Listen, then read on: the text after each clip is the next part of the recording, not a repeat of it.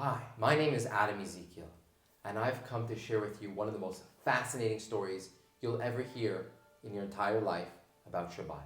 It happened about 20 years ago.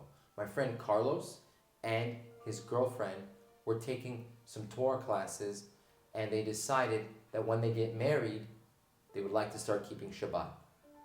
The community they grew up in were not Torah observant, and they didn't feel it was the right time to start doing it.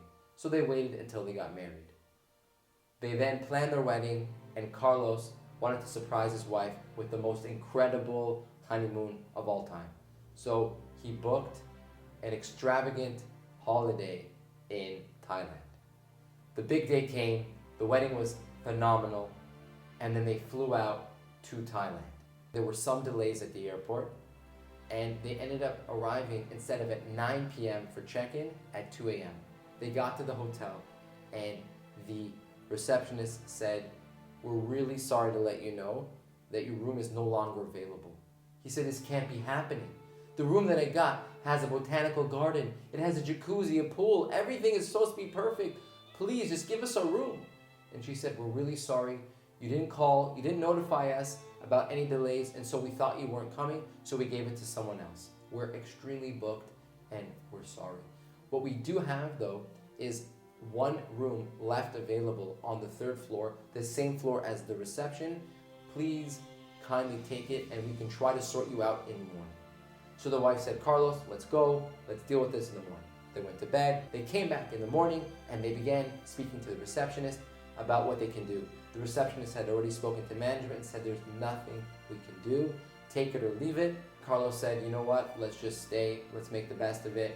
And so the receptionist then began to tell them about their trip and what's to be expected. The receptionist began saying, "This Saturday, 8 a.m., you have a wonderful tour that you're going to go on the islands, including snorkeling. It's going to be amazing." Carlos and his wife looked at each other and said, No, this can't be happening. We promised we'd keep Shabbat. We can't do this. We cannot go on the trip. Please, can you reschedule the trip?" And the receptionist says, "No." He says, "What do you mean no? You've already given our rooms up. Please, we're asking you." She said, "How can I do this? I would have to call every single participant and the tour guide to ask to reschedule. There's no way." He said, just try. What can happen? Maybe they'll say yes." So they said, "You know what? We see this is a special time after your wedding. We're going to do our best." So the receptionist called back after a few hours. She said, "I have very good news and a little bit of bad news. The very good news is that somehow every single person agreed to reschedule from going on this boat tour from 8 a.m. on Saturday to 8 a.m. on Sunday. So you can do that. You can keep your Shabbat and then join the whole group the next day. The bad news is you do have to check out immediately after your tour." But he said, "We're supposed to be here until Tuesday. How can this be happening?" She said, "I'm really sorry. We're overbooked. We're going to ask you to please leave immediately after, and you have to check out before you go on the boat ride. So, essentially, come here with your bags packed, your suitcases, your passports, everything you could possibly need, and when you're done your tour, you will leave and go to your next destination." They reluctantly agreed, and they kept the first Shabbat. It was spectacular. It was amazing, and it brought them closer together. They felt the holiness of Shabbat, and they had a wonderful time together. After Shabbat, they packed their bags and arrived early morning on Sunday.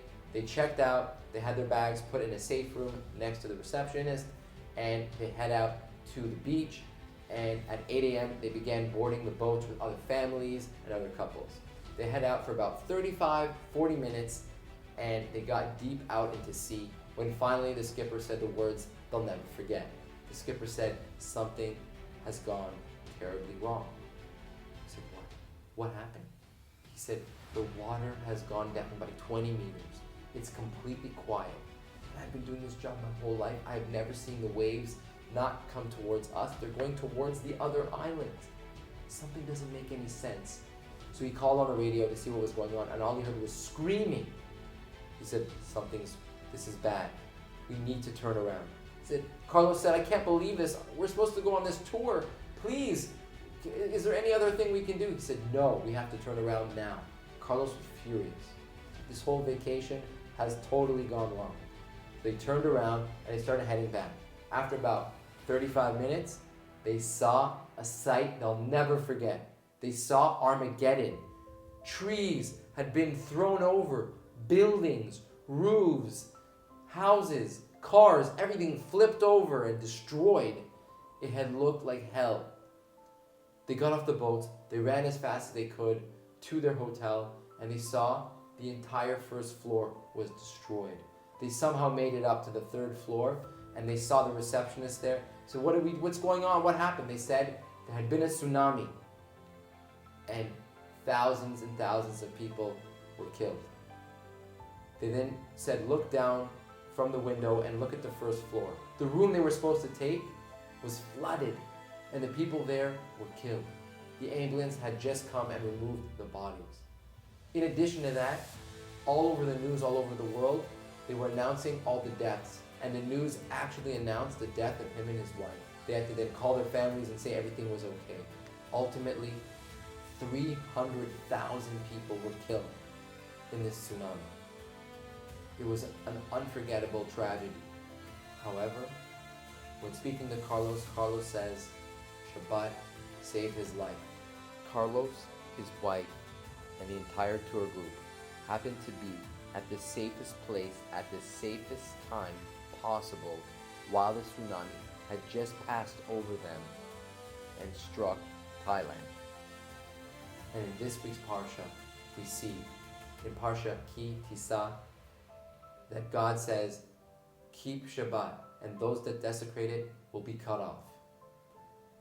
This channel is really designed to help people live healthy, live long, and live strong.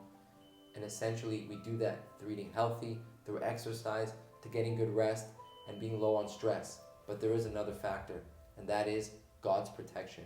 And the only way to bring God's protection into our life is by being holy, by being kind, and doing mitzvahs. So I bless you to elevate yourself, invite God into your life, and live out your potential.